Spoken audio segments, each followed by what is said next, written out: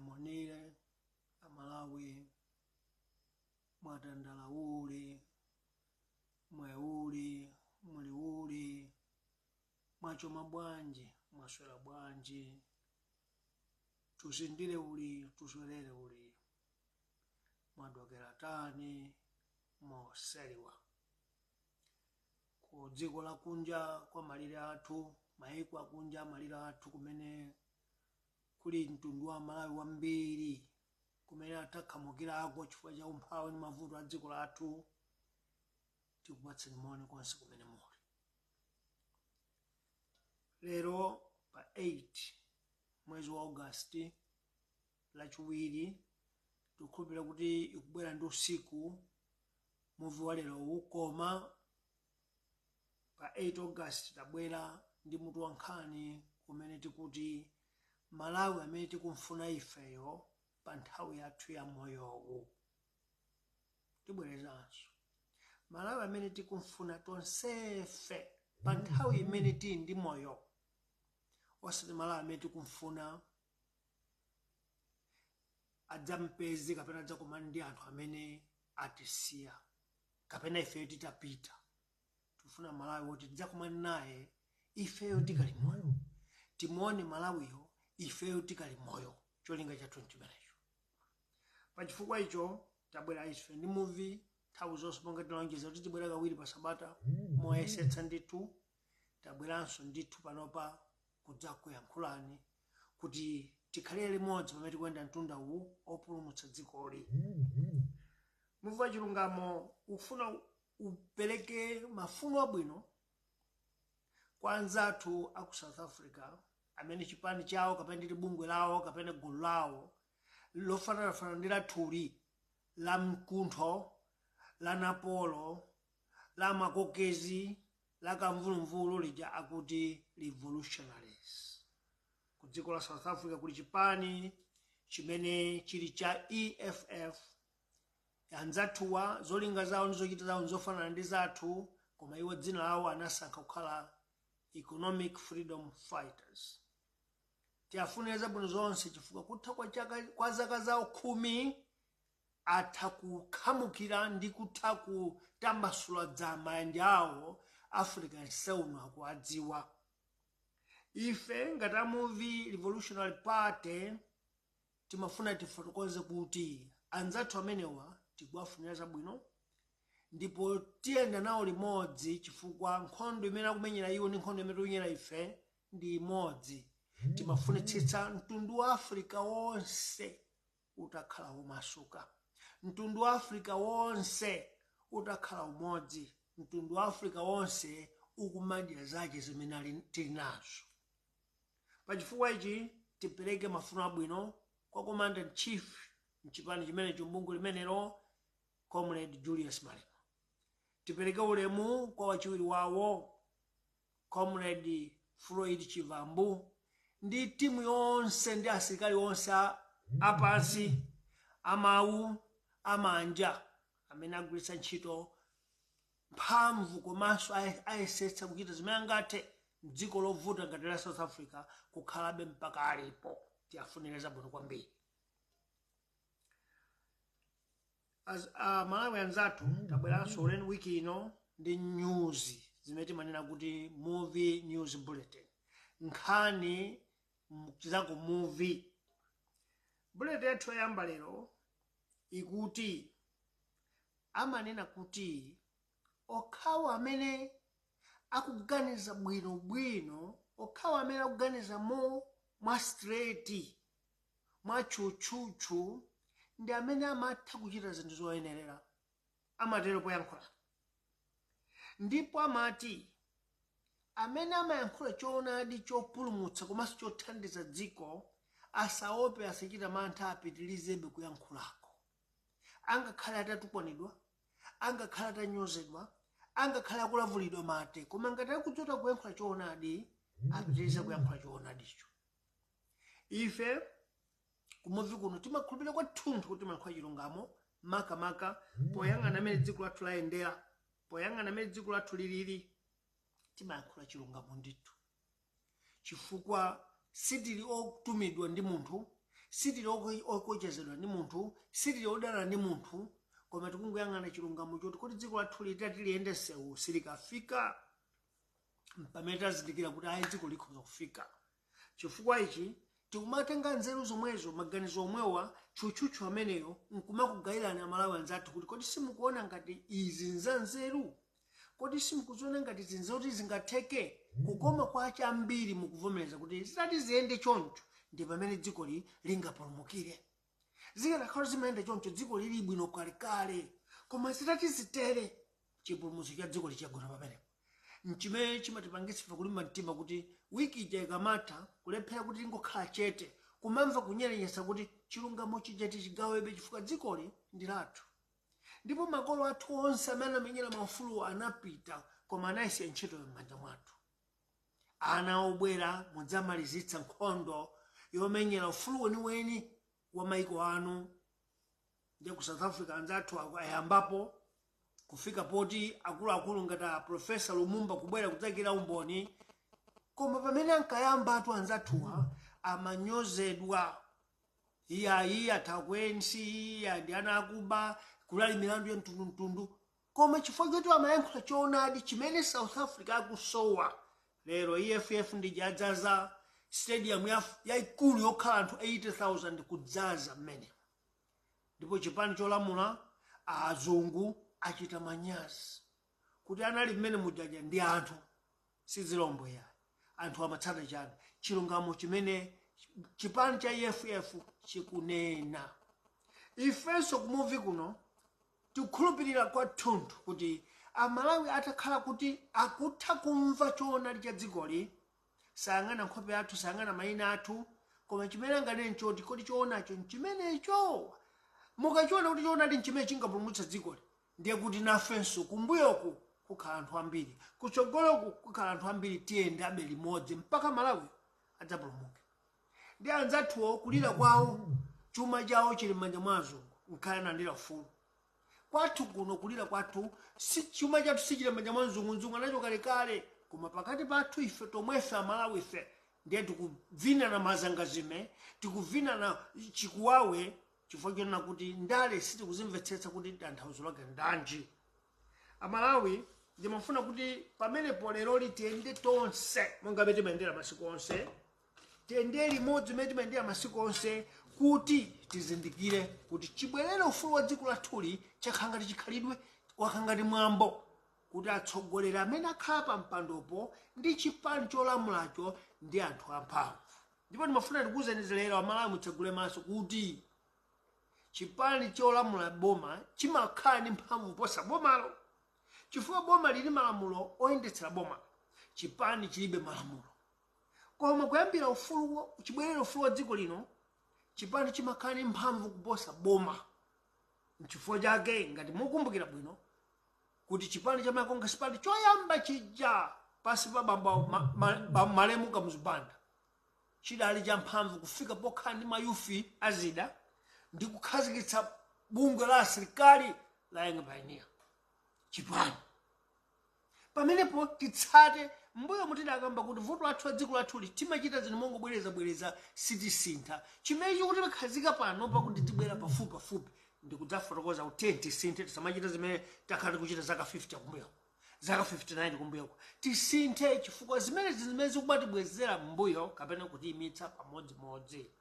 Abale anga, ine ndimafuna ndikutsimikizireni kuti si ife anthu anzeru. Ngakhale inu zikuyankhula panozi mutati mukhale chete mudziwe kuti komadi izi nzoona. So si za nzeru kuti munthu akuyankhula chifukwa cha nzeru zake iyayi, koma tingosintha kaganizidwe kathuka, tisiye kumaganiza amene timaganiza kumbuyoko, nkuziyang'ana zinthu zimosiyana, tidzadziona kuti anthu fe tikupindidwa. Zoona zake nzoti dziko lathuli chipani chimakhala ndi mphamvu kwambiri cholamulacho kuposa boma. Ndipo ngati tikufuna tidziwe kuti chasaukitsa dziko chikuvutitsa dziko kuti lisapite kutsogolo nchiyani, zipani zolamula. Ndikupatsani zitsanzo. Chipani cholamula chimakhala ndi mphamvu yopanga chilichonse chimene chikufuna boma osachita kalikonse. Komatu boma ndiye lamulo. Koma chipani pototi chikulamula ndicho president yongwa chipanichi kumakhala kuti pasakhalenso kuti wina afunse chifukwa ife ndi amene tikulamula ndiye tidziphwanya malamulo. Chopoteketsa moyo, boma limatenga malamulo ake opatsa anthu wamba amene ali opanda zipani m'midzimo, kuwamanga, kuwatsekera kundende. Koma uyu mwini wa chipaniyo kapena akuluakulu a chipaniyo osafunsa akalakwa. Ndiyenda nanu limodzi. Bullet number 2. Mphamvu za chipani zaononga dzikoli. Ndikupatsani zitsanzo zitatu. Kuyambira pamene chipani chimodzi chinali tinkanama kunena kuti nchifukwa choti kunali chipani chimodzi chokha, nchifukwa chipani chinali ndi mphamvu zambiri, kumadulitsa makadi, kumatipha, kumatimenya, kumathamangitsa anthu kunja, komanso kumatibera. Koma kutabwera matipati tikuyembekeza kuti titembenuzano dzikoli, tidangotembenuza pakamwa pokhapa, koma matipati yosaonetsa phindu lache. Takhala tili anthu onena kuti kuyenderabe zonse za ingapaniyo chifukwa chipani chiti chosinga bwere chimabwera ndi asilikali ache, ndi UDF idali ndi Young Democrats amene ali amphamvu kwambiri oti ngakhale boma silingagunde chifukwa ngakuchipani. Zimenezi Amalawi lero lisi tikazimvetsetsa zitipangetsa kuti 2025 ka 2024 chisankho chikabwera tikaganize mozama povota. Tisamabwereza zomwezi chifukwa zimene zikutibweretsera mbuyo. Young Democrats amenya anthu angati, amangidwa angati, apha anthu angati, amangidwa anthu angati. Yankho imene inonse mwezi ndiye kwachoka UDF yo nkumati imatenga za Malonga Spati chifukwa Bakili Muzale Secretary General kumeneko kunabwera bingwa Muthalika amene sanakhale pena pali ponse, sanakhale Malonga Spati, sanakhale chipani chiyonse. Mu UDF anangodzatengedwa ngati presidential candidate fanali ndi chawo cha Unity Party UP uko. Koma chifukwa choti Bakili Muzale anafuna kuti munthu amene adzayimirire adadzamulotsa mu UDF. A DPP atalowa mamuti adzasinthe mayendetsedwe andale. Nonse mukumbukira bwino kuti abingwa anakhazikitsa gulu la asilikaliso akuti makadets.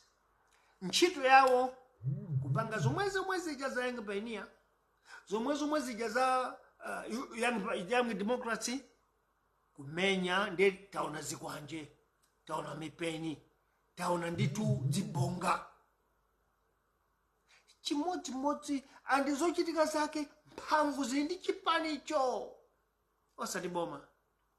Chifukwa kuchipani wakachita zolakwika kayapha anthu, kayamenya anthu, kayaotcha manyumba, boma lilibe mphamvu yoyimba mulandu chifukwa ndi akulikulu kuchipani cholamula. Ndimafuna titsate zimenezo Malawi. Lero kwabwera Malonga Spati ali ndi mphamvu ndani chipani. Ndiye ndimafuna mudziwe kuti kodi kugwa kwa dziko likumayambira pati. Pamene chipani chili mphamvu kwambiri choncho chimatha kuphwanya lamulo, osaopa lamulo, ndiye kumakhala katangale. Ndikupatsani zitsanzo ziwiri kapena zitatu. Pamene boma la Malonga Spati malo chaka cha 2020 nonse mukudziwa kunena kuti kudamveka mbiri yonena kuti achipani cha Malonga Spati adapita kunokema kumene kumagulidwa mafuta kukamuuza wamkulu wakumeneko oti walembedwa ndi boma kuti iwe utipatsa ife contract oti tigule mafuta ifeyo, ndipo iwe utipatsa depot yakusalima ife achipani tidziyendetsa. Zimene mukuzikumbukira bwino. Mayi Helen Buluma anadandaula pa dziko, anakadandaula ku parliament, koma boma la malamulo lilephera kuti liafunse a chipaniwa kuti amangidwe. Malo mwake adakhala kapolo ndi yogwira ntchito mbomayo. Pamene pononse mukhulupirire kuti vuto la ndale za Malawi nzoti timapereka mphamvu kwambiri ku chipani, kapena onse timapereka koma kuti pali uchitsiru omapereka mphamvu zambiri ku chipani kusiya boma kuti likhale ndi mphamvu zimenezo. Lero ndikuwuzanizi kuti Helen Buluma ndi woyipa pamaso pa dziko, pamaso pa boma, koma amene amakankakamiza kuti apereke mphamvu iwo ali mphamvu bendi pakulamulira dzikoli mwakufuna kwawo. Chitsanzo chachiwiri, mwamva nonse kuti apolisi a dziko lathu lino, aboma, anatha kutengedwa ndi achipani kuti apite adzikaphwanya manyumba anthu obwera ku Burundi ndi ku Rwanda nkumakatengako ndalama. Muphwanya malamulo aboma akuti mtsogoleri ayang'anitsitse kuti anthu ache onse ndi odzacheza omwe ngotetezedwa. Koma chipani cha Malonga Spati chili ndi mphamvu ndipo chakhala ndi mphamvu kumakalanda anthu kugwiritsanso ntchito zida za boma omwe ndi apolisi. Pamene pachizindikire tonse kuti dziko lingatili silire mmanja mwa anthu amenewa silidzatembenuka. Chifukwa ndi chikhalidwe idzikhala ngati kuvula nsalu iyi kuvala ina, kuvula nsalu iyi kuvala ina, koma nsalu zomwezo. Ndiye kubwera uku kumataya nthawi kumabwera pano madza kuyankhula na mayo nkoti titsukane mutu titsegule maso kuti kodi zikulakwika eti sizimayenera kutere. Koma kuti tingazisintha bwanji tizambekeze kuti zipani zimene zilipozi zimene zakhala zili mboma zimene zikubwera zingathe kusintha. Ayi pabwere wina wake wapotero angochita ngati wangodutsira ndamadza sintha ndale za dziko lathuli. Vuto ngati dziko tazolowera chikhalidwe ni mwambo umene wonena kuti ayi koma yakonga sipate koma UDF koma DPP tazolowera chifukwa sitikuti zikungakhale kusintha. Koma ndikuzaniza Malawi kuti kukhoza kukhala kusintha ndipo kusintha kungachitike bola ife Malawi ife titatsegula maso kuti izizo zatitopetsa. Izi zatitopetsa. Tikupita ku bullet number 4. Nonse mukudziwa kunena kuti zifukwa ndakuzani apazi boma sinagwiritsa ntchito lamulo chifukwa nalonso lili pansi pa chipani. Chipani chili ndi mphamvu kuposa boma. Nchifukwa apolisi amavomera kugwiritsidwa ntchito ndi achipani.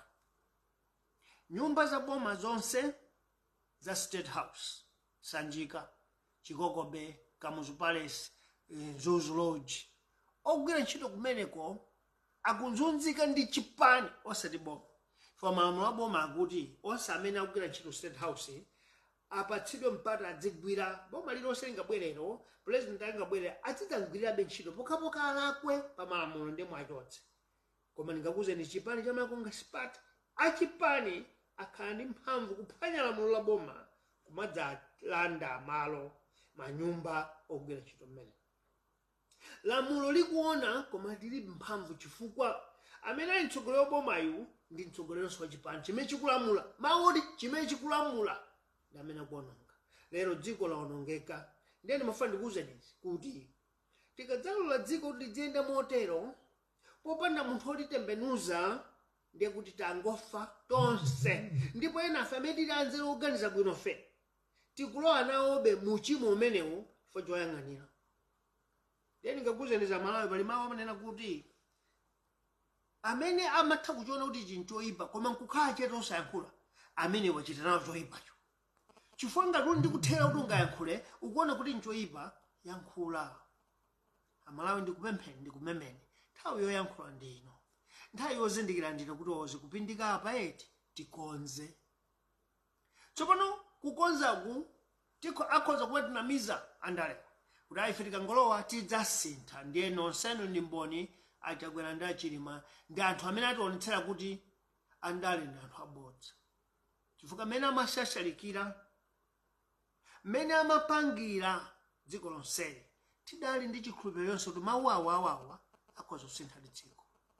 Koma ndingakuzeni kuti mpikisano umene uli wazipani ku Malawi mpikisano kulibe aliyense akuliganizira dzikoli.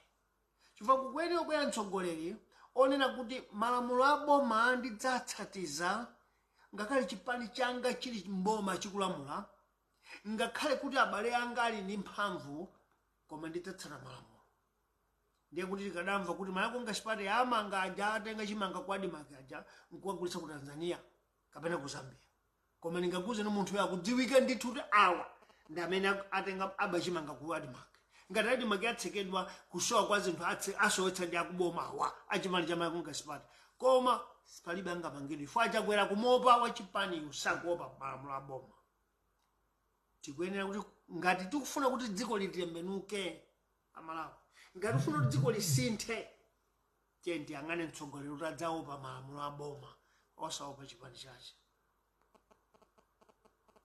Apo B mwina tiyang'ane munthu woyima payekha kuti alibe chipani kapena independent candidate kapena izo zili ndi ife. Izi tikamayankhula musamagazi kuti kungodzayikira kumbuyo ife kuti ngabwino koma tikuyang'ana ndondomeko ndi njira yoyenerera kuti ingasinthe dziko. Chifukwa zipanizo zaonetsa khalidwe lake loyipa. Koma atu Malawi sikuti chikhalidwe chake choti chipani chimayenera kutero. Kuli zipani za ANC ku South Africa, kuli zipani za swap ku Namibia, kuli zipani maiko ambiri sizimachita zimene zipani za kwathu kuno zolamulira boma zimapanga. Chifukwa ngati dziko likugwa ndi chipani cholamula. Ndikupatsani chitsanzo. Chipani cholamula chimatha kutenga anthu kukayika ku makampani ya boma, Eskom, Blind Water Board, amakhala chipani. Ndiye ngati muli ya chipani, kodi kujako mukachita zoyenerera za ndondomeko ukadaulo mulibe oyendetsa kampani. Chifukwa dziko lathu likugwa chipani. Chitsanzo china tikukhala tsiru pa dziko lapansi pano kungonera manyuziwa sayankhula. Maofesi onse au kazembe amalawi onse kumapita achipani. Kuti mufunse kuti awawawa ukadaulo wawo nduti. Titiupatsa chitsanzo samayankhula mothawa ya. Violet Chagwera ukadaulo wake wa international relations ndi uti. Palibe angatipatse yako. Songezero ngopita kuja kukadya ndalama mdzina la chipani. Koma kuti akagwira ntchito yenera utukula dziko. Chifukwa sumbali yache so ukadaulo wache. Apongozi awa Salo Chilima ali ku Zambia ngati ambassador mbendera petu chifukwa cha upongozi. Dziko lingatukuke. Dziko lingakwera. Osakwera. Chifukwa tsopano chuma chathu chinachoka ponera kuti tichikweze, chiliponera kuti takweze awachipani, takweze awachipani, takweze awachipani. Nchifukwa chake dziko lathu ni makampani onse amene amachita profit ya dziko adagwa. Tiyang'ane UTM. Kampani ya mabasi yoti amayendetsa dziko lonse adatha ngati masewe. Pota chifukwa idadzalowa boma, inadzalowa chipani. Kuchoka ku UTM, kuchoka ku stage koji kudzabwera Shire bus lines. Muli mashares anthu andale mmene. Zinakhalitsa chifukwa pamene mukugwa andale ino ndi kuti makampani anu akugwa. Ndi Amalawi zimene taona zaka 59. Mala Congress Party limenemo makampani ambiri ndi achipani. Kungochoka chipanicho akugwa. Chipani chikubwera chidzatsikazi makampani ache. Ayenda bwino muzaka zimene ali pa mpandozo. Koma ungogwa makampani sokugwa. Nchifukwa cha dziko lathu lilibe nsonga za chuma. Ndi Amalawi ngati mukuvomerezana nani kuti zona ndikuwempha panozi. Tikhale pasi tiyang'ane chipani china kapena tiyang'ane anthu ena amene ndi kuthekera kuti adzazisintha ndi kusesa zimenezi. Tikanakhala timayendera ndale zokonda dziko makampani athu amene analipo ngati mainjini achuma bwenzi alipobe mpaka lero. Bwenzi Brown and Black Clapperton alipo B&C.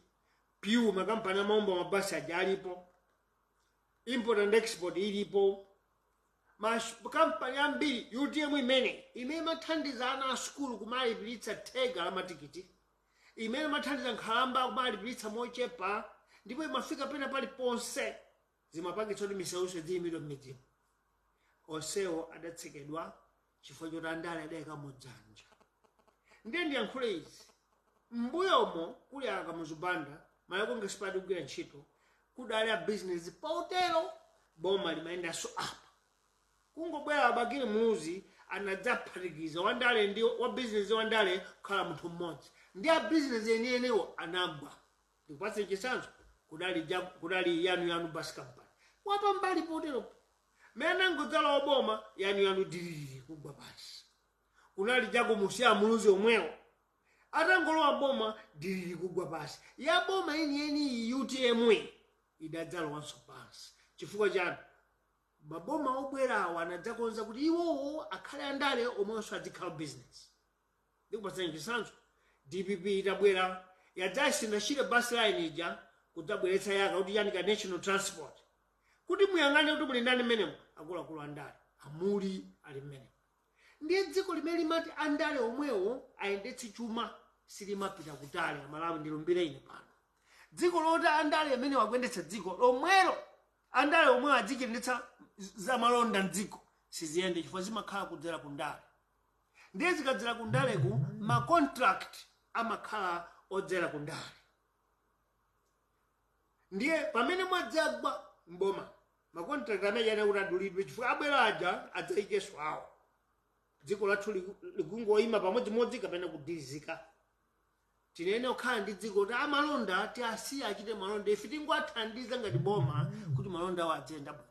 koma Malawi kuno ndikuzitsana Malawi katika chipani chanji 2025 ka 2024 katika chipani chanji katika ngatali omwewa apo tisambekeza kusintha chifukwa zidzatengeraso zaka ziwiri zitatu chifukwa ndikakuze nizi atonse waboma kulile pera sana lepera ifo kuti nzeru alibe yayi koma alibize kusintha ndale za mwambo izi kuti amachita ntchito ndi DPP ajati achotse tike kwathu chifukwa ali ndi awo amene analonjeza tikadzalowa ife tidzakwika uniform mudzandipatsa mashares tikadzalowa ife tidzakwika uniform mudzandipatsa mashares tikadzalowa ife tidzatenga athu achipaniwa koma akazungulire uku akakhale ngati azungu adzabwerenso ngati Malomanians zimene zichapuwo ziphika zatengera zaka zitatu mmene adzamaliza chaka chomaliza mavoto kubwera kugwa ndeni mafuna ndikuzenizi boma limene lidzabwereronso lidzafuna laki watsa amene liikeso ake tsono Malawi wakhanga tsopano ng'ombe yankaka yoti amene angabwere amwe akame ndiye ife tikuti nthawi yonena kuti ayi zatikwana ndino ndayi yonena kuti ayi sitifuna ndino tiletse tingaletse bwanji Malawi kuno siku Burkina Faso siku Mali siku Niger siku Central African Republic siku Guinea kuno ndi kuSADC kumene timakhulupirira democracy yapa milomo yofyotsa milomo ya lipstick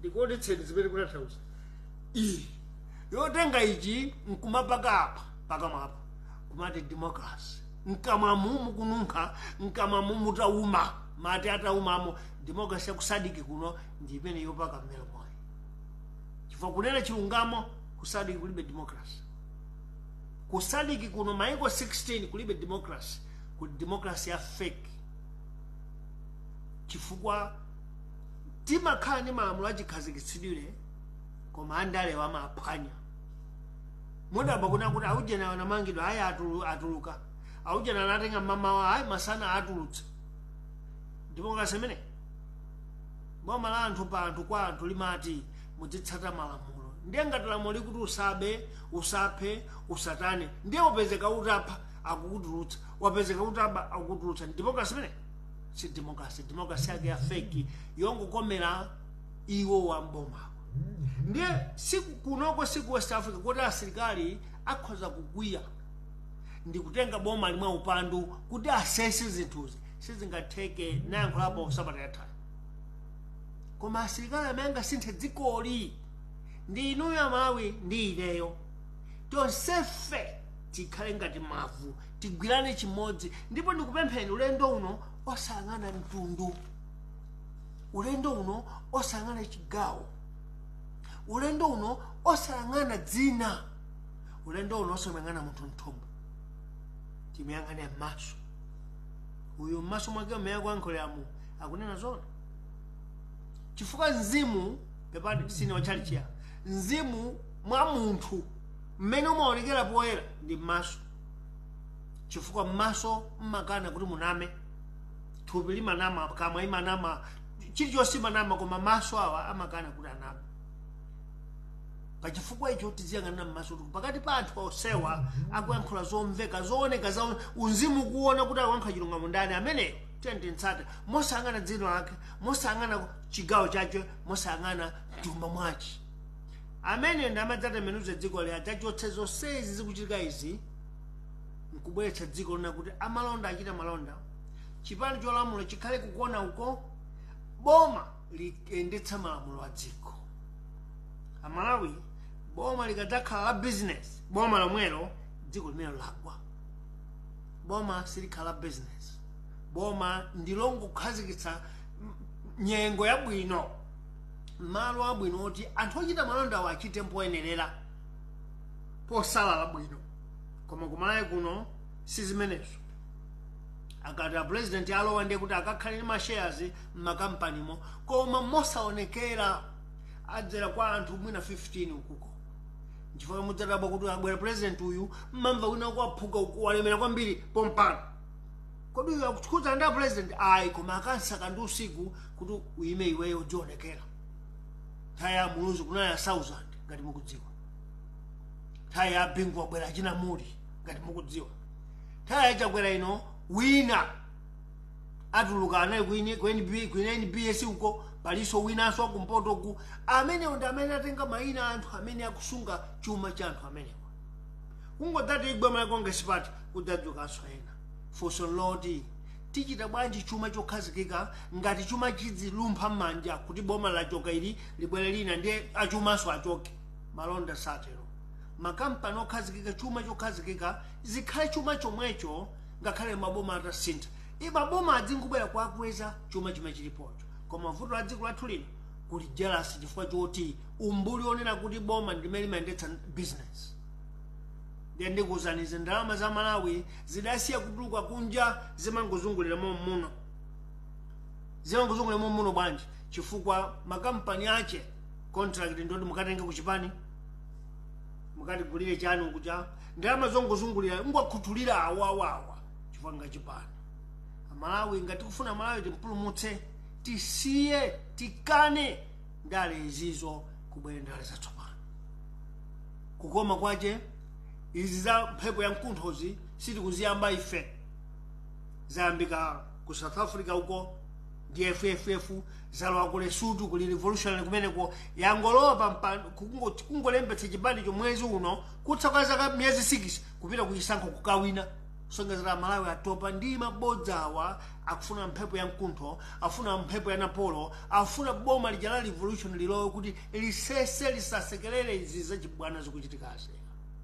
Potero kumalawi kwathu kuno revolution ndiye Africa ndiye chipani chimene tikunena ichi choti Muvi Wachilungamo Revolutionary Party. Tikubwera ndi mfundo zofanana zoti kukhale kusintha moyo mwathumu. Malawi atembenuke tikuona Malawi utinsinte osati adzaone kusintha kwa ana athu. Tidzakhulupirira bwanji kuti wasintha Malawi? Tisafe mene afera makolo athu osamuona Malawi atasintha.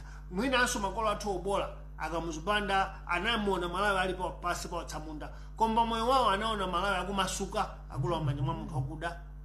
Ndiye ifenso tionetsetse kuti moyo mwathu muno Malawi tamvula ku mchitidwe uwa kuchita ndale. Chifukwa leroli mene nali DPP pampando mene ile musipi pampando palibe chasintha. Katangale ngwa chikhalire kusankhana mitundu kwa chikhalire kulembana pachibale kwa chikhalire kuba ndalama kwa chikhalire ndiye palibe kusiyana. Kungosiyana kwa jankoti fisi wachoka Philina ujayo anali wa Philina uyu mfisiso kwa mwa Philina. Ndiye sitinga masintha afisi abale chifanya koti asintha mapiri. Tichotse fisi weniyo tibweretse chinyama china kalulu nkhosa mbuzi koma afisi wa tatopa nawo akuti onongera dziko. B number 12 ndankho pa ambiri. Chitsanzo china nachi dziko limakhala ndi wireless yowulutsa mawu. Cholinga cha wireless yowulutsa mawu ndi kuphunzitsa, kudziwitsa ndi kuchenula maso a wanthu. Kumalawi kwathu kuno MBC ali kunja kwa boma andalewa amayidandaula MBC akungokondera chipani chawo ife tikadzala tidzatsegula. Chipani chiti chimene chinatsegula chili mboma lina mkwala MBC kuti akachite interview otsutsa boma kapena president obu. Chipani chake chiti achewera nkadandala kuti DPP ikwalepheretsa kuti adzichita misonkhano yawo pa MBC. Achili mankadandala kuti DPP kwakaniza kuti misonkhano yawo samaoneka pa MBC. Iwo akadzalowa adzasintha zinthu. Lero MBC ingapite ku Page House kukachita interview apita Mtalika kapena kukangulutsako press conference yawo. Ndiye kusinthako ndikuti kulibe. Tikwenera tikhazikitse boma la mtundu wina pakati pathu ifeyo tisiyane ndi awa kuti wireless ya dziko idzitha kulengeza zili zonse bola za dziko. Kaya chipani chanji chili ndi msonkhano wacha MBC apite ndipo adziwitse dziko kuti lero kunali msonkhano wa chipani chotsutsa chakuti amati osangopita mopinda koma akakhala chakwera ndi magule omwe ndi kuyenda kwa magalimoto mastepe amakake zikhale pa kamera tione tonsefe kodi nanga otsutsa boma amene mawu adzakhale pampando fana yesu adzakha president tsiku lina iyeyu afika aonekera nthawi yanji ndale zathu za Malawi ndi zauve wireless ya MBC ya SABC ya South Africa kandi ANC amwe akulamula boma akachita nsonkhano imaonetsa kandi IFF amene akutsutsana ndi bomalo chipani cha bomacho SABC imaonetsa zonse live kandi chipani cha azungu aptsankho aja DA amaonetsabe imeneyo ndiye dziko lili pa mtendere la ufulu. Malawi usitili pa democracy. Malawi usali pa democracy timango na mizana. Ndiya Malawi South Africa sipatalia. Ukakapa ndege pa 2 hours. Pagali moto pa lero munyamuka mufika mawa. Anzatu wali pa democracy yenyewe. Ife tikhamu ndima mpaka liti fusolanga ndilibene. Ndiye wina aliyese waino adzifuse kuti kodi dizone tikhamu ndima mpaka liti. Tineneti masuke dziko litili masule. Ndiye tu mwina pamakhala kuti azimavuta fo oyambitsa masowa. Zimavuta fo oyambitsa masowa ife amuvita yambitsa. Ife amuvita yambitsa tikudeleredwa tikunyozedwa tikutchulidwa maina ena akuti simungapeze nkale voti imodzi kanga ndi mulungu ndiwo koma tatiye ntisake nzeruzo. Ngati pakusowa oyambitsa ndete yambitsa ndife bwerani. Amene akudzithemba kuti ndikhozo kantsogolo gulu limene kuno kulibe mtsogoleri tiye tidzakhale mipando tipite kutsogolo cholinga nchimodzi Malawi apulumuke. Sitikuyang'ana mpando iya koma Malawi apulumuke nchimene kufuna ife. Ndi amene akudziona kuti ineso ndini maganizo a revolution maloto oyambira platform ndi yapangidwa kale ndiye Muvi Wachilungamo Revolutionary Party. Professor Lumumba ngati mwamumva lero wayankhula ku South Africa poyamikira kuti chipani chonyozedwa chiche cha UFF anyamata amatchulira amisala cha UFF apanga zinthu zodabwitsa kufika Professor Lumumba choka ku Kenya kudzayankhula ku South Africa. Zimayankhula lena kuti ndiye mwanyozedwa anyamata koma simunabwerere mbuyo. Mwatukwanidwa anyamata koma simunabwerere mbuyo. Ife ngati ine Professor Lumumba ndikuti Africa uno apulumuke chifukwa sitingakhala anthu andale olamula dziko machuma chili manja mwenu wake sufulu umene. Mukadzaona anthu ochoka dziko lina udzayamikira ana amene anachita ngati amisala kuja tidziona kuti dziko likukudzuka. Ndiye ifenso kumalawi kuno tichulira mayina ndife amisala ndife otani sitikudziwa chilichonse koma Malawi pali kanzeru twa dziko ili likuyenera lipulumuke. Miyoyo ya anthu ambiri kuzunzika ikuonongeka ikufa chifukwa choti kulekerera ndale zakagulu ndale zakuba ndale za mafia ndale za ukhuluku za umbanda. Tisalolere kuti zipitirire kukoma kwache kumakhala voti. Voti umakavota wekha kalumu kako muli wekha wa polisi mulibe wa chipani mulibe uli wekha umachita zimene kufuna mmene moja. Ndimeta ichotsera maboma ena mbuyo apaso tikuzochita chimodzimodzi. Chimene tingachite tigwirane manja. Tigwirane manja tisangane nkhope tisangane mtundu tisangane umene munthu ochokera. Pachifukwa icho ndikupemphera Malawi kuti palibenso nthawi ina yonse imene tidzapulumutsa dzikoli chifukwa tisayembekeze kuti asilikali achitapo kanthu ayi. Chiyembekezo chinacho kuti asilikali amachita ndi mphamvu ndi adzakwanitsa koma sizitheka kwathu kuno kusadiki kwathu kuno ayi. Chifukwa dziko lathuli munjira ina m'maso mwa mayiko ena si dziko. Akhoza ngotumiza ndege zawo dzangira asilikali amene zochita kuti asirebe anthu afani mafuna tikuze mawu kuti azunguso nawo akamuona kuti uyu nchide mpete mtsogolero uyu oti kumpatsa ndalama za mathanywa alandira chimene amachita amanteteza amene uja asagwe. Amene simunamvere speech ya Professor Lumumba lero akuyankhula ku msonkhano ukumbukira zaka 10 za EFF mumverepo muzindikira kuti mzungu ndiye oyipa kwambiri ndi amene akupondeza Africa chifukwa amafuna zitsiru atsogoleri adzimunyambita zimene yankhula mwe usabata atha kuti lasha uko kumene kumabwera chimanga kumabwera tirigu kumabwera mafuta komanso kumene kuli malonda amigodi athu ilipo adaitana kuti bwerani transport yanga kogona kwanga ndikupatsaniso za mthumba mukamapita. Achagwera analephera kupita kulasha kunsonkhano mantha chifukwa Biden wauza kuti ndakupatsani zanga za mathanyulatu, ndakupatsani za tutu, ndiye muyerekeze tikuchotsana.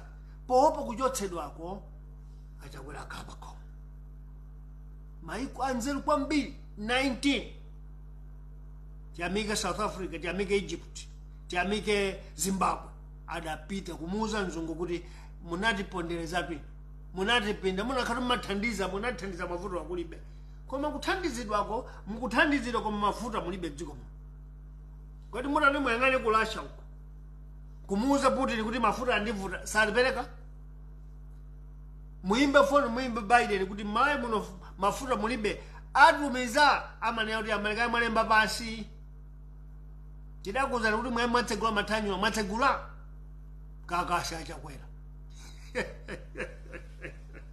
Amalawi dziko lindilathu nthawi ino siyopusisidwa ndi munthu aliyense.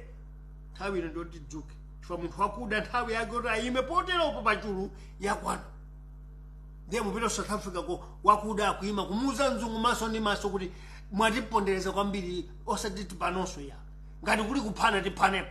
Mzungu ali bentha hey Julius Malema iwe ukunena kuti anthu anafa. Koma kodi mzungu akumbukira naye amaphera ma South Africans. Mwana Solomon Masangu mmene anaphedwera akukumbukira bwino. Nthawi imene ija umunthu unali kuti wa uzungu. Lero umunthu upezeka kuti Julius Malema kuti iphani mbuwa, iphani fama. Atsogoleri ambiri amachita mantha kuti ayankhule chifukwa Amerika auza kuti ngati zili choncho tikuchotsani, ngati zili choncho ndikusikupatsa ndalama. Utsogoleri ngokapulumutsa dziko. Lero ndi amika atsogoleri athu amene kutsedwa chifukwa chofuna ufulu. Patrice Lumumba ku DRC kuphedwa ndi kunyenyedwa kuponyedwa mu asidi. Koma DRC lero ngopulumukabe chifukwa adayankhula anasiya mawu. Kwame Nkrumah ku Ghana adachotsedwa pa mpando koma Africa anatsegula facha mawu ache. Mandela anachita zache nkhani anachita mwahafu koma ana ndi awakudzuka. Kumalawi kwathu kuno tisalole kuti mwazi wayatuta chisiza. Tisalole kuti mwazi wachakufa chihana.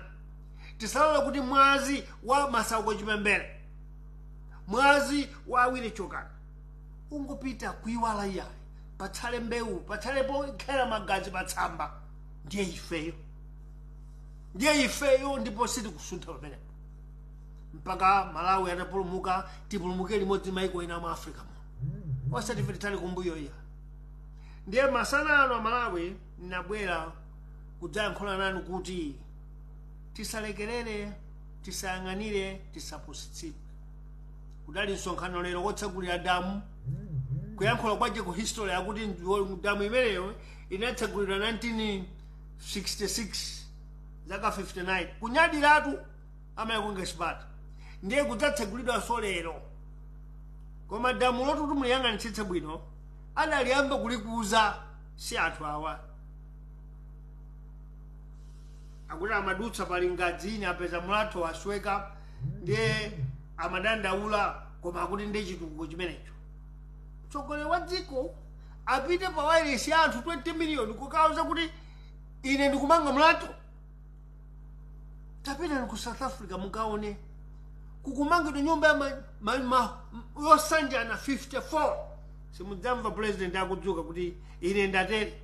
Chifukwa si ndalama zache. Ni ndalama za misonkho kapena anthu amalonda dziko. Ndiye president sizi kukhudza nsewu wakulima Achakwera si ndalama za thumba mwawo. Koma akanabwera wina aliyense ma project amene alipo kale. Ma plan amene anakhazikitsidwa kale kumangosowa ndalama ndi nthawi yoti ipangidwe. Lero tikupusitsidwa tonse tidziombera m'manja. Koma simudzamva president amene akupepesa kuti Malawi pepani mafani pepesa kuti anthu anga achipani changa akapezeka akuba ndalama upa. Anthu anga achipani changa akhudzidwa ndi nkhani ya Zunisata imene amaithawa. Kapena ngoyima kwakhona kuti Malawi pepani nnakulonjeza kuti ndikadzalephera zaka ziwiri ndidzasiya koma ndime ndezipezera menemu zandivutadi nene ndisiye koma sindisiya ndipitirizabe pepani. tsogoleredwa amene sizichonda imene samayankhula ndipo sangayikhudze koma kuzikira kummoyo. Ndiye ndimafuna ndiyankhule izi. Ndale zathu za dziko lino zinene azisintha. Ndale zathu dziko lino zinene azisintha chifukwa zikulowa zikuchizalowa chibwana kangati kuti za masanja ana akusala kudzalako. Tikuyenera kukhala serious kuti dziko litembenuke. Tifanane ndi anzathu ku Tanzania, tifanane ndi anzathu ku Zambia, tifanane ndi anzathu Mozambique, tifanane ndi anzathu ku Mauritius, ku South Africa. Ku South Africa nkhale magetsi akuzimazima lero, komatu dziko lili ndi magetsi ka megawatt ka 15 ka 20 kapena 40,000. Ndi kuchuluka kwa anthu 60 million zikhoza kumveka. Kwathu kuno tilipo 20 million. Ndipo si dziko lalikulu tiliwo phatikana kuti magetsiwo kuyika matransformer 40 akwana. Koma tsono matransformer 40 magetsi akatenga kuti. Malawi akuyenera kutembenuka akhale ndi atsogoleri amasomphenya amphepo ya mkuntho ama revolution cholinga chawo atembenuze zinthu kuti Malawi ayambe kuona kutsogolo, ayambe kuona kuwala. Ndimafuna ndikuthokozeni nonse. Tafika mochedwa komabe mwakhalapo. Tatiyeni tiyanjane tonse, tigwirane manja tonse kumpoto uko, pakatipo, kummawa, kummwera, komanso ku diaspora. Tiyeni tigwirane manja kuli ambiri inu amene muli kuthekera ku ndalama, ku mawu, ku nzeru, ku chilichonse. Tiyeni tizikhazikitse pamodzi zimenezo kuti tibweretse boma latsopano. Ife ku Muvi kuno sitikufuna kuti tikhale mboma mo tufuna president ati ungofuna Malawi atatembenuka. Kutembenuka kwa Malawi kupindulira anthu 20 million kuposa kupindulira ineyo ndekha ngati president wa dziko. Sindipindulira ya ndekha koma dziko lonse, anthu onse. Mukhale mdziko lopambana mulali ndi ine Bantu Sanders Juma. Sindijokabe chifukwa ineyo ndi revolutionary. Mkuntho ndiye ineyo, mphepoyo ndiye ineyo, kamvuluvuluyo ndiye ine, Napoloyo ndiye ine. Sindikhupe ndicho kasanga pano ndilipobe. Ndipo nafenso tidzaza ma stadium ku Malawi ndikudziwa kuti nonse mukuyembekeza tsiku limenelo. Ziko mukwambiri mukhale mdziko lopambana.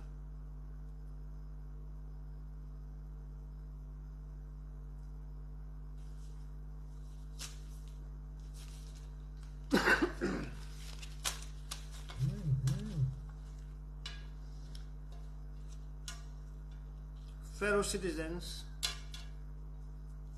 greetings to you all. Today is Tuesday, almost the 8th towards the 9th of August. On Wednesday, we are back with our Muvi Wachilungamo bulletins.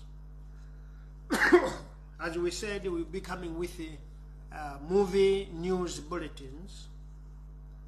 Our topic of the day is the Malawi we want in our lifetime. Today's topic is the Malawi that we all want in our lifetime. Our organization, our party, would like to wish and congratulate our brother in arms, sister in revolution, for clocking 10 years, strengthened years in existence, in a very awkward and tough environment, a country called South Africa. South Africa is a very awkward environment for one to thrive, for one to fight freedom of black people or African people. But an organization formed 10 years ago, Economic Freedom Fighters, has achieved a mammoth and a wonderful success in their 10 years of existence. By this, as a brother in arms, as a sister in revolution, Comrade Julius Malema, Comrade Floyd Chivambo, and all commissars, the ground and foot soldiers of the revolutionaries of Malawi, congratulate you for the wonderful work, for your resilience, for your consistency. You have managed to make it. And in the next 10 years, or 5, if not 1 year, we are going to see more success for your party. By this, congratulations. The African spirit says you don't give up. The African spirit says you can be treated in whatever way, chicken, dinner fall, whatever. But if you are an eagle, you will always be an eagle. For that matter, let us appraise the generation that we are in South Africa, and we want each and every nation in Africa to rise the same way our brothers and sisters have done. And in Malawi, this is our cause. Africa is our land, and Africa will remain of African people. Africa is not of the world. Africa is in the world. What I mean if I say Africa is not of the world, Africa is not belong to somebody. Africa don't belong to Europeans. Africa don't belong to Americans. Africans don't belong to Asians either. Africa is in the world, just like Europe, just like Asia. Traditionally, let's start. Monire monire, mwatandala uli, muli uli, mwe uli, mwasola bwanji, muli bwanji, tuzolele uli, tuzindire uli, mwadogera tani, moselewa. In our biggest constituency in the diaspora, let us greet you. Fellow citizens, we are back this week with news bulletin, where we come to unchain your minds, free your stress, and share with you the Malawi coming for you to be able to know that this is the Malawi that is coming. Bullet number 1, they say only the ones that are well informed make best and good decisions. It is only those that are well informed, those who know better, that can make better decisions or best decisions. We always come here on this platform to inform you facts and truth so that you can be able to visualize and see the Malawi you would want to have. What we do here is to come and show you, make your eyes visualize the country that all of us want to be. Fellow citizens, the politics we have had in Malawi will not develop this country because the ruling party in the government becomes another government that is more powerful than the government itself. That is the problem of Malawi.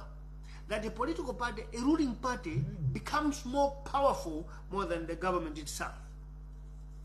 Ever since independence, the habit of making the ruling party more powerful has destroyed the wit for the development of Malawi.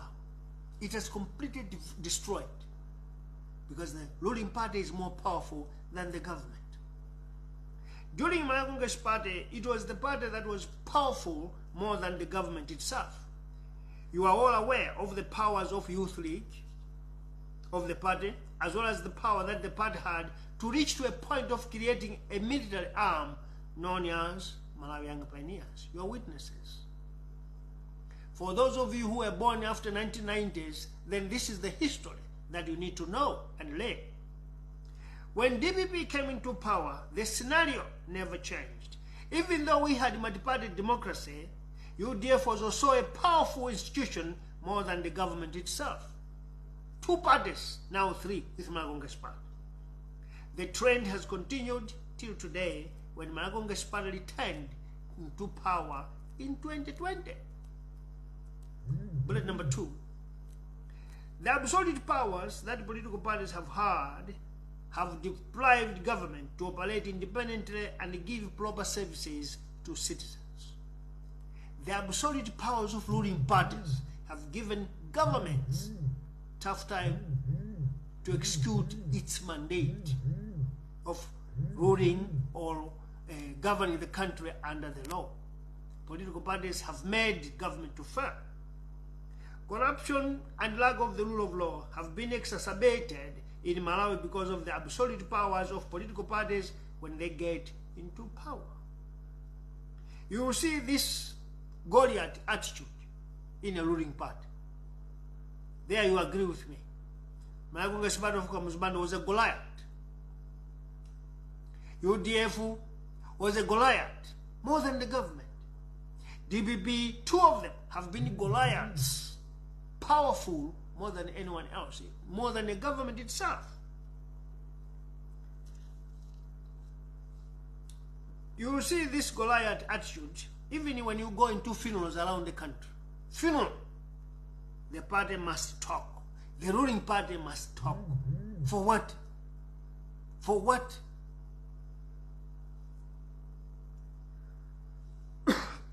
Why not using a government representative? Why a political party? In a multi-party dispensation, there's no need for a political party to speak at a funeral. A government representative or a chief, a traditional leader, those are people to speak, not a political party.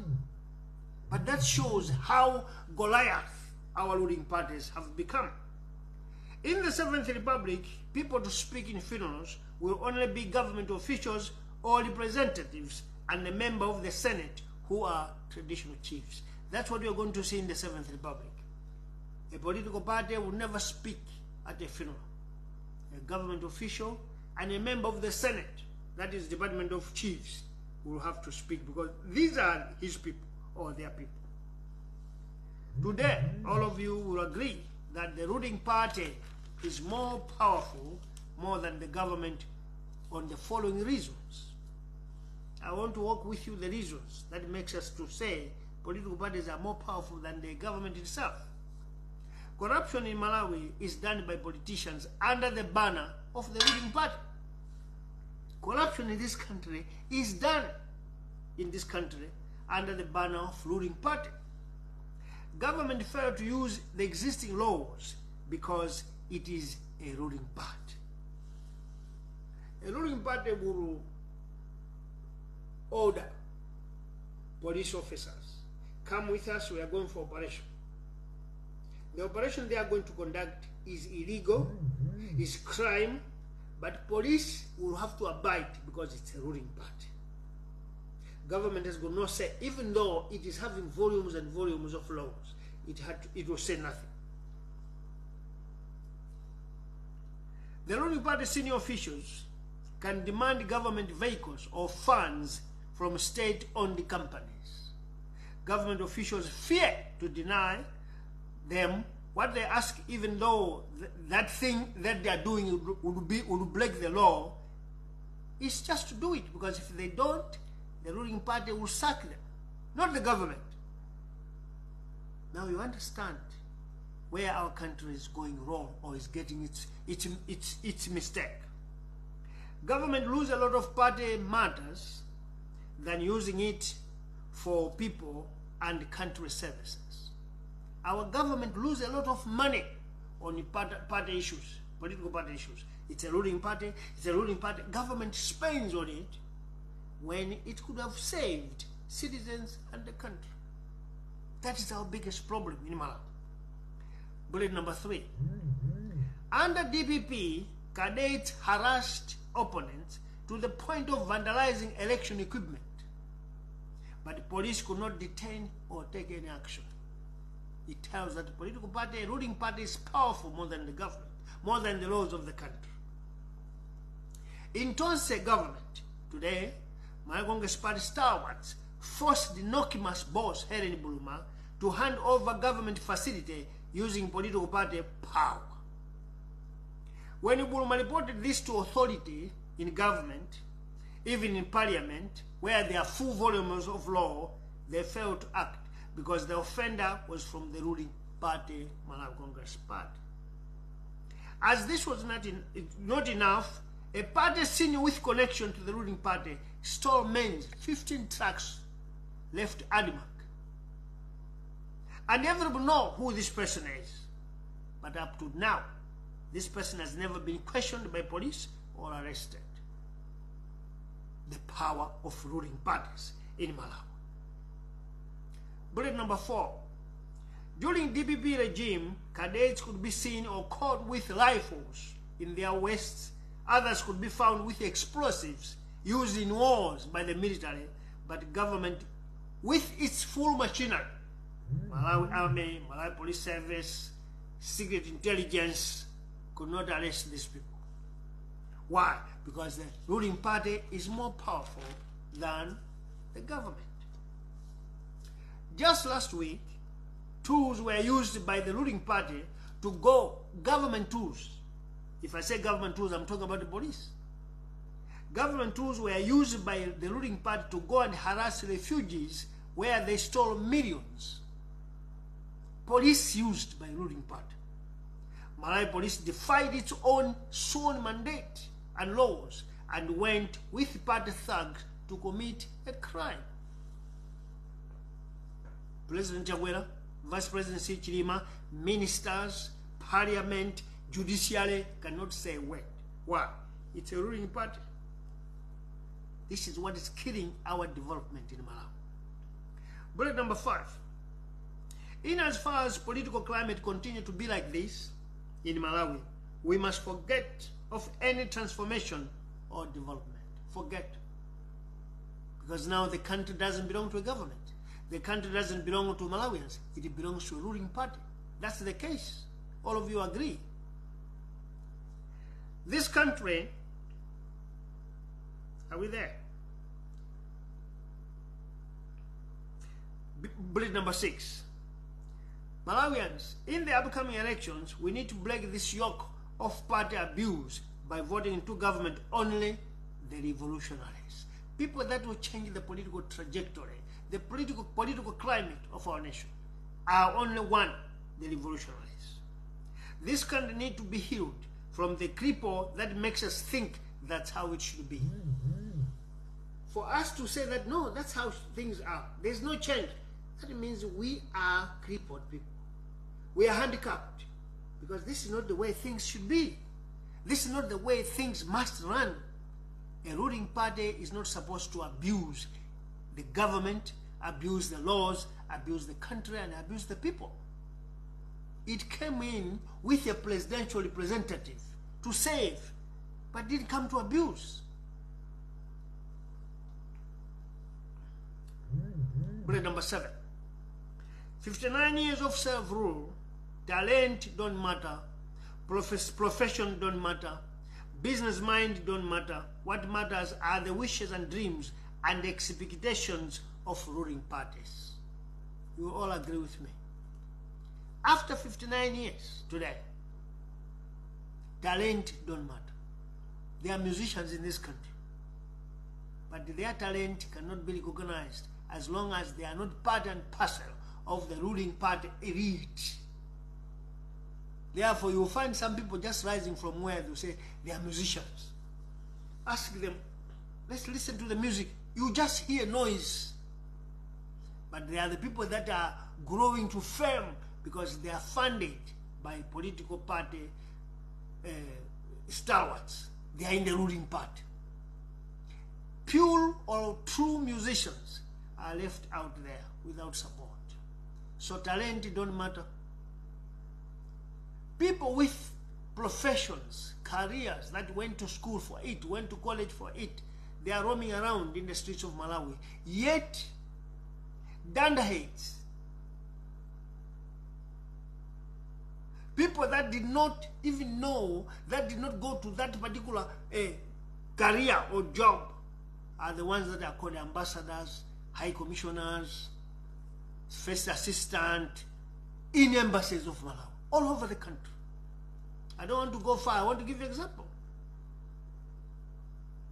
There's daughter of President Chagwera, Violet Chagwera, is almost senior counsel, senior secretary, maybe second to Mr. Bisika in UK. Tell me, where did the Violet Chagwera got his diplomatic career or profession? You want to give me the answer?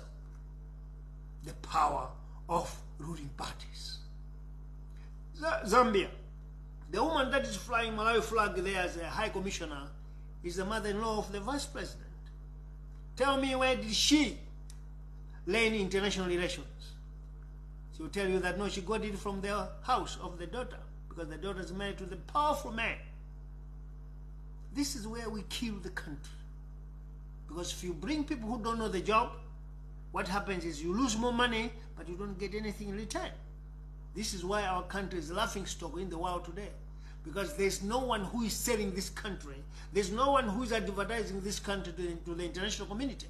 Why? Because all these people are political gurus. I'm told somebody was sent to Brazil, and what did I say? Zole, what? Just for political connection. Fellow citizens, this is our nation. We need to liberate it.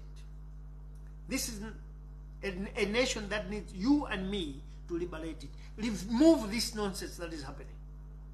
Bullet number... No. The same bullet number 7. This is why this country is poor. Each and everything has fallen down, dilapidated, and collapsed. Because the ruling party hires who to be in strategic positions of influence, such as ESCOM, who come from a ruling party, whether it's a director or chairman. A GENCO, the chairperson there will be from a ruling party. Blande Water Board, Lilong Water Board, Nokima, all government or state-owned companies. The appointments are coming from political parties, and they must come from a ruling party. You name them. Most of our embassies are full with party cadres and loyalists that are dunderheads. Bullet number 8. If you ask the political party as to of what benefit the country will get or the citizens will get, they will tell you it's economic empowerment. Now, what has destroyed this country is that word of economic empowerment. Because ruling party, they want to empower their loyalists so that they can win elections next time. They can have enough resources so that they shouldn't lose election, because politics in Malawi is 2,000, 5,000 distributed. So you give your connection, the line of your loyalists, money. Then you employ them, give them high positions. When they don't know anything, they are dunderheads. The country is losing, the people are suffering. For 30 years now, true business people vanished. In 30 years, the real people who are doing business are no longer there. What has remained are party politicians doing business to impoverish the country and citizens. During Mzubanda's time, government and business were separate. After multi-party dispensation, politicians are the ones leading in businesses. No wonder UTM, United Transport of Malawi, was politicized and sold to political party cronies. Where is it today? Vanished. Why? Because business people are politicians. Politicians are business people. That is our mistake as a country. And we need to open our eyes.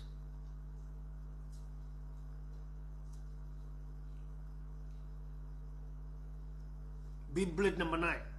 The country has just become a place of vandalization where government properties are shared like orphanage property. That's what Malawi is all about today. Because you find that resources of government are shared by politicians, particularly from ruling parties.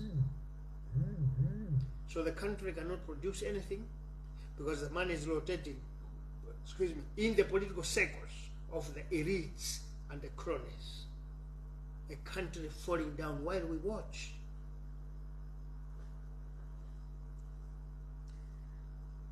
When you see political competition, you will not wonder none of the existing formations want to transform the country and lives of Malawians, but sharing wealth. The competition we hear today in the political circles, UTM, DPP, UDF, the competition you see there is not about uplifting the country, transforming the country, or uplifting lives of Malawians, but sharing of wealth. So what is happening? I'll tell you. Bullet number 10. This lifestyle has become a habit. No political leader wants to stop this nonsense. Instead, the leaders we have are vampires, scavenging for Malawi resources, which makes them no shame but to steal poor people's taxes. Because in other countries, like South Africa, when they steal the resources, maybe minerals and other stuff. But the tax of a South African, they make sure it goes to buy medicine, provide for services and other amenities. In Malawi, our politicians are shameless. Because they don't have resources to steal, they steal our taxes. And you know what? Some of the people that are paying taxes in our country, when you see them, you rather want to take your own money and give them back to say you don't deserve to pay tax. But politicians don't care. That is a resourceful person to make them rich. Fellow Malawians, 60 years is far too long for a country to be wallowing in poverty. There is a need for a complete overhaul of the way we run politics in this country. That opportunity is coming with none other than the revolutionaries. No one else. No one else. No one should cheat you. The people that can bring that transformation are only the revolutionaries. Muvi Wachilungamo Revolutionary Party. Malawi must be a country of all people, whereby whether you are opposition, whether you are a ruling party, you must still feel the sense of belonging. Meaning that services must be rendered to any one of you. An example, National Broadcasting Station, NBC, must be allowed to beam conferences and rallies of opposition parties and press conferences, not to be restricted only to the ruling party. That tells you that this country is not democratic. Because why I say this? When UDF was campaigning against MCP, NBC was for Congress Party of Kamsbanda. No one could touch it. UDF said when you come back, when you come to the government, you're going to liberalize, free NBC to air everybody. They barred Kamsbanda from speaking on the TV, on my NBC. When DPP came, they complained the same. But when they came to the government, they barred UDF to speak on radio, national television or national radio. That has been a trend. I was one of the people that campaigned for Tonsi Alliance government. Our emphasis, first of all, was to say, once you get into the government, Mr. Jirima, Mr. Jagwera, please free the airwaves. Let Malawians listen to everything and make their choice. President Jagwera said, yes, I will. Vice President Saulo Shima said, I will. Today, NBC is for Congress Party. Even UTM don't have space. If they have space, they must be attending a rally where President Jagwera is attending. Then UTM will appear. But they will never show the press conference, the rally of any political party. The seventh government, seventh republic, wants to free my broadcasting corporation. And the Director General of NBC will be appointed by the House of Senate or Parliament, so that he can be independent, represent the whole 20 million people, represent all political parties. And if we are in the government, we want to see Mr. Jagwera on NBC, we want to see Saulo Shima on NBC, we want to see former President Bagire Muzo on NBC speaking his mind. Because that is a national radio for all the people. Citizens must not be restricted from knowing the truth, and no ruling party must abuse government's power and laws. That's in the Seventh Republic. The revolutionaries are coming to place the government and the laws above everyone and take back whatever was stolen from the government and the people of Malawi. There you have my word. Whoever took anything from the people of Malawi and the government will have to vomit it. If we ate it, it's in the stomach, we'll vomit. You have my word. I fear nobody. And I care less about anything else. I care for my mother Malawi and citizens in it. Bullet number 12. Fellow citizens, this is the most challenging time of our life in Malawi as a country. It is either we choose to remain with the people that are myopic to the future, choose the very same people that are blind, knowing what this nation and its people needs, or choose to go back where we were not safe at all, where pangas, machetes, knives, guns, explosives were order of the day. It's up to us. Or we choose to free this nation with new and fresh ideas. It's all in your hands, Malawians. We cannot force it on you, but we can only inform you that there are three types of people now in this next election. There are corrupt people, thieves who don't have remorse. Either you go back to pangas, machetes, and zikwanje, explosives and guns, or you choose the freedom fighters from the revolutionary movement. It's up to you. Bullet number 13. Fellow citizens, fellow Malawians, this country is captured by cartels who dress up like leaders, but they have no heart to develop this country. We are not in Mali, we are not in Burkina Faso, we are not in Chad, we are not in Sierra, Central African Republic, we are not in Mali, we are not even in Niger, to hope that soldiers can free us, where lipstick democracy and corruption are revealed. We are not in those countries. We are not from West Africa. We are in SADC, Southern African countries, where democracy is lipstick. Lipstick. Just make it shining, but inside they are bad saliva and smelling. By that, I want you to know something. We will never be freed by soldiers, not in SADC. I said that last week. Not in SADC. So what is our weapon?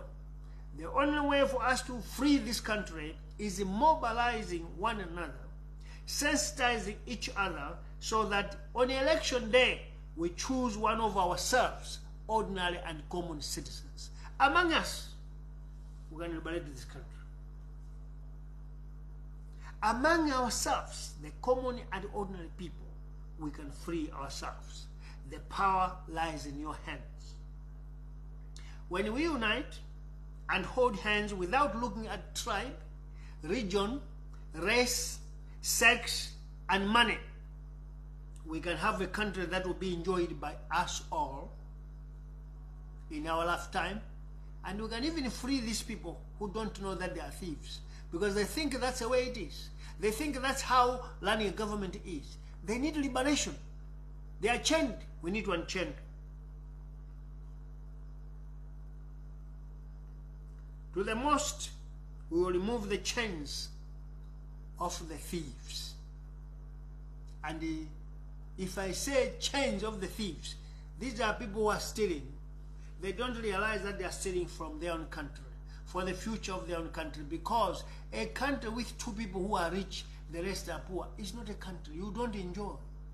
So we need to free them to realize that wealth is better distributed to everybody, because nobody can develop jealous over another, because we are all living same life. So we need to free them. But to the most of it is to free our brothers and sisters that are languishing in jail for petty crimes. Some of the crimes, it's because they wanted to eat, because government could not provide employment, government could not provide services, so they had to do anything they could to steal, and they are serving 10, 5, 20 years in jail. We need to review and revisit their cases and free them, because those places and rooms have got owners. And in the 7th Republic, you will know them. You are with me, Bantu Sanders Juma. Have a great day. I am the revolutionary. I will be the revolutionary. I will be scared of nobody, and I won't fear anybody. Because in me, I fear two things: God and hunger. Without God, I'm gone. Without food, I'm gone. So I fear those two, not a human being. But as far as I'm concerned, this country will be liberated. And Malawi is going to see new leadership, the revolutionaries. You are with me, Bantu Sanders Juma. Have a great day. See you again. There was no music today because we don't have the facilities, but we'll come back. Thank you so much.